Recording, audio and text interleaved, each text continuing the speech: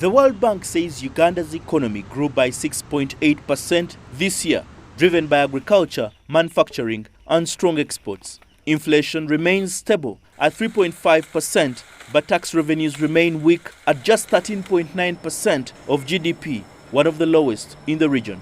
Our update shows that Uganda's economy continues to grow steadily, but the sustainability of that growth is increasingly threatened by rising fiscal risks, climate change, structural challenges, and global policy uncertainties. The bank is calling for reforms to the personal income tax system, tighter control of exemptions, and stronger efficiency in revenue collection. A rollout of such IT systems, including rental, including ground rent, and all those, including even the use of digital stamps for quite a number of the commodities that are in the supermarket that we buy, is a fantastic idea. Such systems are very, very important, and the more integrate them with the personal income taxes and TIN numbers and so on and so forth, it becomes quite exponential for us to collect the revenue. But government officials admit reforms must be balanced, raising more revenue without stifling businesses or pushing them further into the informal economy.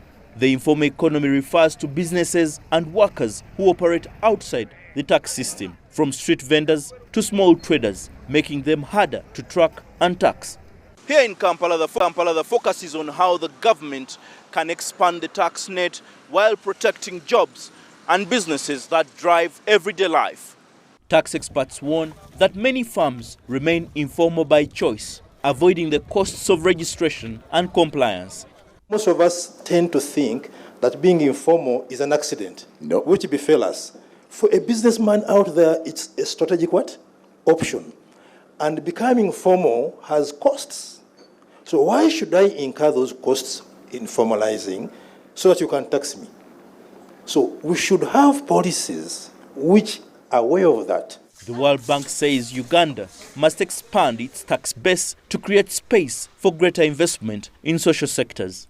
We recognize that expanding the tax base and improving compliance are critical to creating the fiscal space needed to invest in priority sectors such as health, education, and social protection.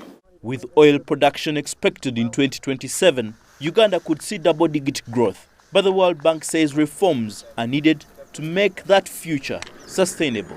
Michael Baleke, CGTN, Kampala.